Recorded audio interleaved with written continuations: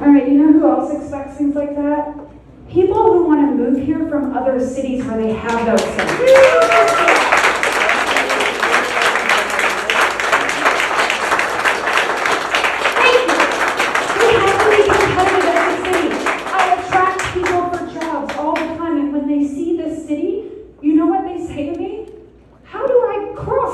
Lanes of traffic to get to EMA. That's what they ask me.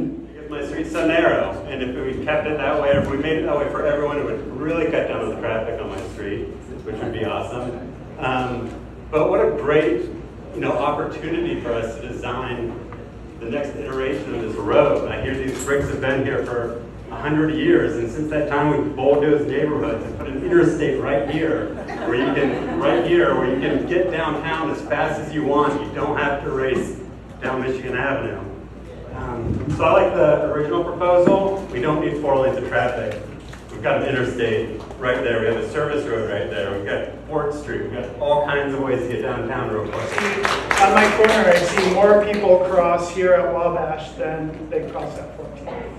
And that's just real world, and most of the people are parking over there and just crossing on the street. And we've seen accidents over the years, and we're tired of seeing it. And I also want to say, as far as an expectation for the next meeting, it'd be good to see, instead of renderings, like a full-scale plan like you showed last August at IBW with a simplified drawing, not an engineered drawing, but also rendered, just so everyone can see exactly what we're talking about and what the design is for the full length. We can count parking spaces, we can count lanes and see where crosswalks are, and that's probably the best tool to help people make a decision and eliminate anxiety. Around in Michigan Ave, either walking, biking, by car as well. I would really love to see that in Dearborn as well. So that's part of why I'm rooting for this, is it's a potential to kind of open up that opportunity to add stuff like that in other places, not just here. The other thing I'm thinking is that considering how much Corktown is expected to grow with the stadium, with Michigan Central, with the new businesses, with new apartments, all this stuff, we need to rethink about how we need to move around and add all these things that are more space efficient, that are more practical for getting around, and the space is going to be a lot more dense pretty soon. So if we continue thinking in the way we are today and saying, well, we need more parking or we need more lanes, we're eventually just going to run out of space. And then we're going to hit a wall, and there's not much you can do at that point because you're already committed to that solution.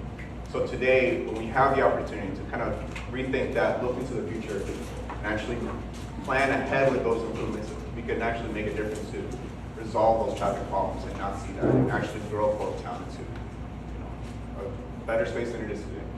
So my comment is, I think the most important part of this project is the BRT lanes and the center running lanes, and I think it's essential for Detroiters to lead the way and show the region what can be done, because this is going to be part of a regional transit network that will run to Dearborn and beyond, and we need to have all the arteries and bus rapid transit. So I commend MDOT with that leadership, and I think we should support it and show our support for that.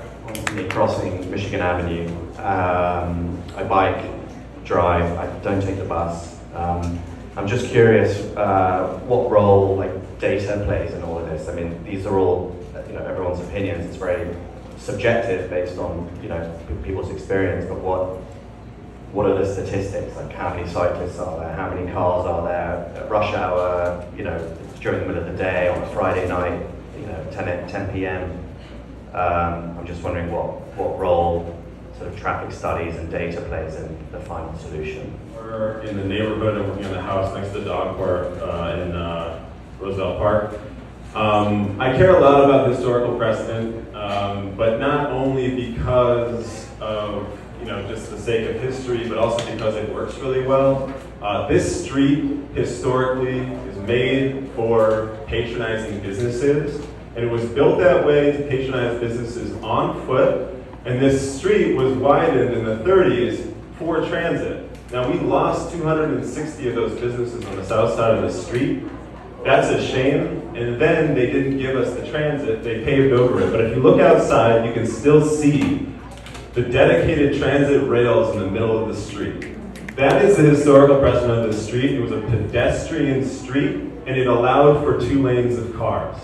That is the way that this street works best, and that is the way that downtowns work best. This may not all be downtown, but Michigan Avenue is downtown Corktown. It needs to work for people walking, and it needs to make people walking feel safe. And the other thing that you can consider here, and I say this because I care about the businesses on the street. Mike, I go to Ima all the time, and I love your restaurant. I go to, if Bob's here, I love McShane's. I was just there the other day, and absolutely phenomenal businesses, and we should support them as much as humanly possible. But I speak out of deep concern for you guys, because people walking convert to patrons in a local business, not twice as much, not 5 times as much, but 10 times as much as people driving cars, especially at the speed that they are on Michigan Avenue. I'll say one last thing. This compares more to like a downtown area, and this is not like Telegraph, it's not Hall Road, it's not a place where more traffic leads to more business. It's a place where more people walking lead to more business. Well, in the last not even 10 years, since 2014, 2,200 accidents along just a small stretch of Michigan Avenue, 160 injuries, 8 people died, lost their lives on this small stretch. I completely agree that the RTA, the Regional Transportation Authority, has a plan to run BRT along all bus rapid transit along all of Michigan Avenue as part of the Regional Transportation Plan. This is the first step in that process. And if we are to, this is a once in like a 20-year, 25-year opportunity to actually make this not a possibility.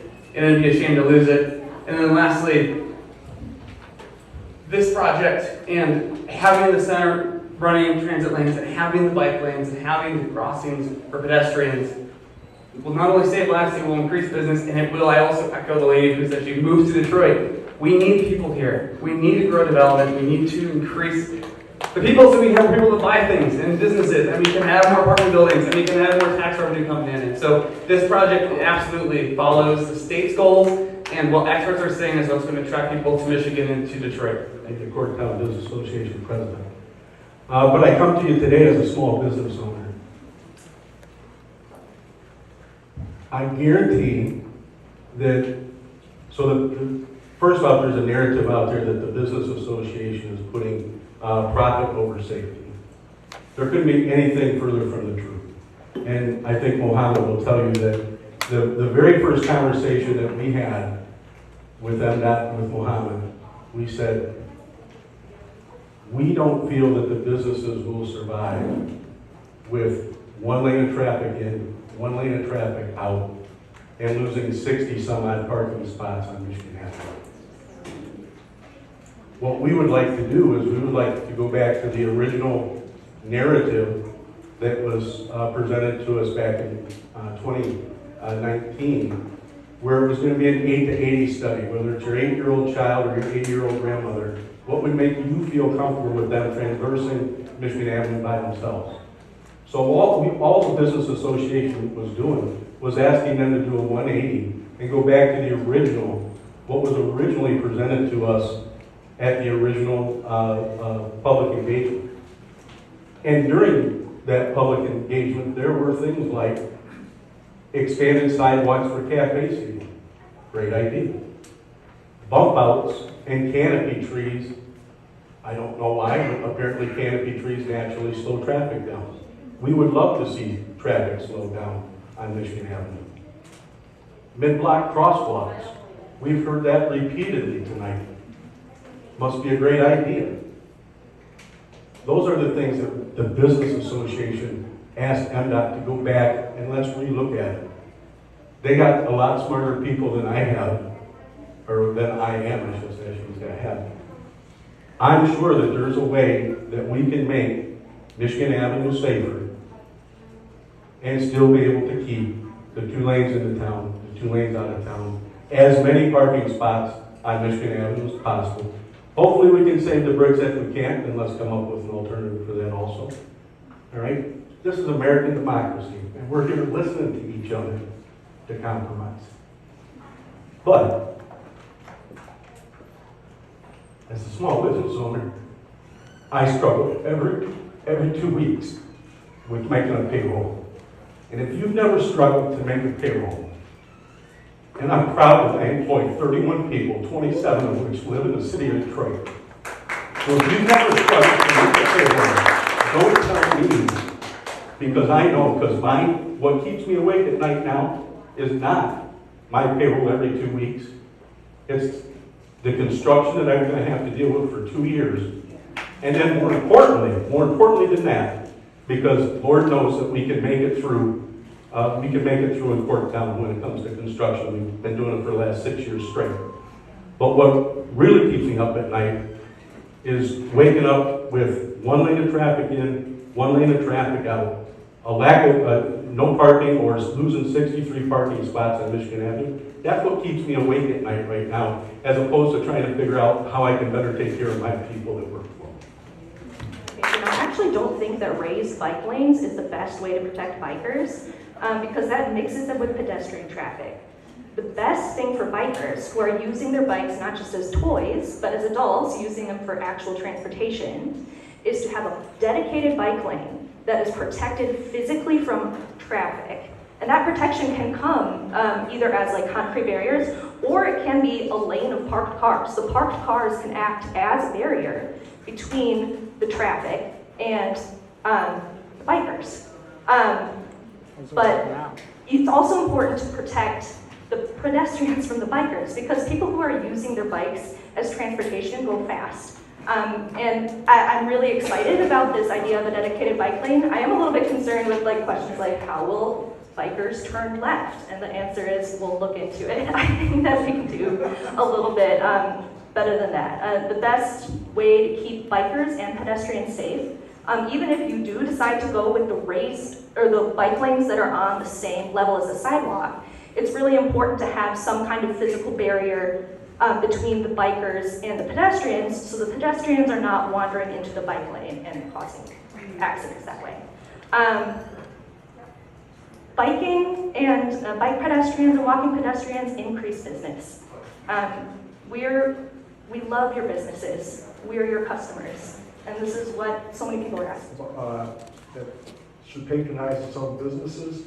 I would also submit that Corktown has been a destination for many, many, many years. People come from out of Corktown here.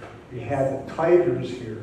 We have all kinds of things here. We talk about the train station, people working there. The freeway doesn't empty out into that parking structure. They're going to be driving through the neighborhoods to get there.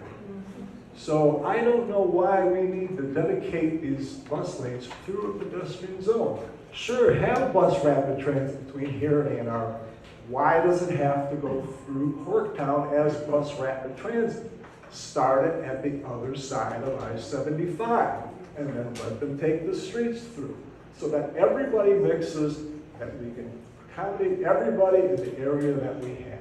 Preserve the parking because people come from other cities to eat here.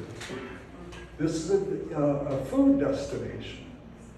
Let them park. Exciting to see all the changes in Corktown, all these businesses opening. However, there is an impact on the residents. On my street, I live on Bagley near Trumbull. There's a lot of traffic. There's cars barreling down the street. There are already a lot of parking problems.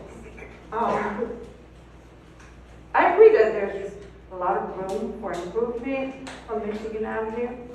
It's not clear to me how it should be done, but I know that public transit is not going to magically improve in Metro Detroit in the next foreseeable future, the next 10 years. So people are going to come here with their cars, and they're going to end up parking on our residential streets. And we're going to have all sorts of chaos at 2 in the morning, and broken glass sidewalks, etc. So I think that Michigan Avenue is a commercial street, and there should be parking there. The second thing is, I've been here for a long time, but I'm from Montreal. And this is a city that's got perfectly fine public transit system, which I use when I go there. There's a street named Saint-Denis, where they did exactly that. They widened the sidewalks. They had this big project, and it looks very pretty now. But while they did it, it took a couple of years. One business out of two died there on Sunday. That's right. And I care a lot about the businesses that are in Corktown. I think that they are what make Corktown Corktown. And I think a lot of more care should be put into making sure that the businesses are not impacted negatively by this project. Thank you for It listening. goes to Washington for designation. There's actually someone that's assigned to each national historic landmark and historic place. So who is the person that we work with, or that you have worked with through the National Park Service for this area? I work with the State Historic Preservation Office. That's the SHPO. The SHPO is completely different from the National Park Service. No. They are the first line of defense to the National Park Service. And they're not required to protect the city or anything that runs through it. Corktown is not nationally designated. It's a city designation. Corktown has both a National Historic Register designation and a city designation. They are not the same. They do overlap. Oh, I didn't know. All right, the process is when we write a National Register nomination, if we do a tax credit application for historic preservation, or if we have an MDOT project that's federally funded, I work with the State Historic Preservation Office. I do not work directly with the National Park Service, except if there's an environmental assessment or environmental impact statement. That's just how the process works. I don't have a Fed-to-Fed relationship with the National Park Service. Okay, and so where did the outline that you showed on the slide come from? The outline showing the historic districts, those are the boundaries of the National Register Historic District and the local historic district to the west. So on the National Park Service website. There is going to be sometimes variations on these. I understand that. On the National Park Service website, the designation for the National Historic Register of Corktown is I-75 on the north, the Lodge on the east, Bagley and Porter Streets on the south, and Rosa Parks Boulevard, 12th Street on the west. That's not what was shown in the slide. All right, because what we, State of Michigan's always worked with is distinct difference. The stuff between, there is no historic district on Michigan Ave between basically Rosa Parks and Trump. It never was designated because the State Historic Preservation Office didn't feel there was enough historic integrity in terms of the built environment in that segment. But the state is different from the national designation. It's fine. I asked a question. Thank you for answering. I know the two girls that were here earlier that talked about safety and it's unsafe to walk across all these lanes of traffic. We should not have to suffer crossing 8 lanes of traffic just because of all of the sprawl that we have and the parking here on top of it. We should be able to work together and invest in something that's way better in a future for Detroit. Now, I'm okay if all the haters will look at me and say, well, this is not going to help us. This is all a partner effort. If you think about the infrastructure here in Michigan, we're going to think about the future.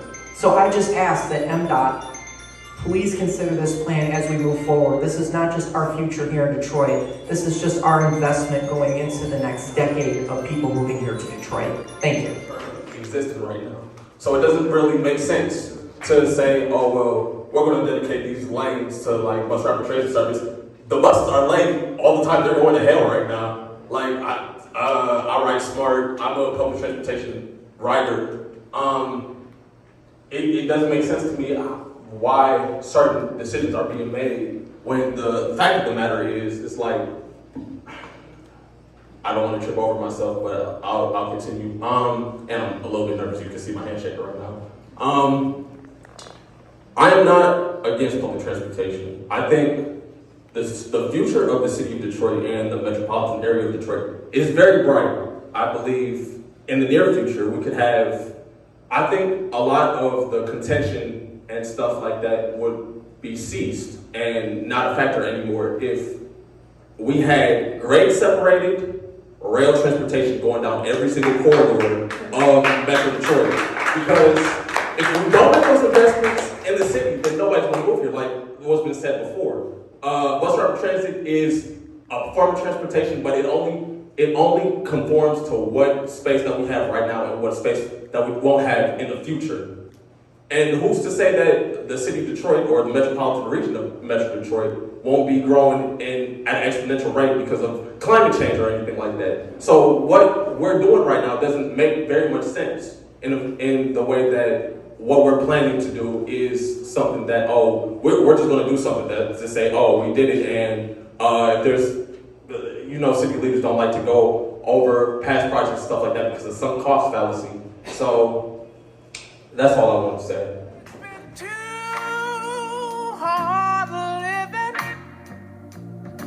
But I'm afraid to die. 'Cause I don't know what's up there beyond the sky. It's been a long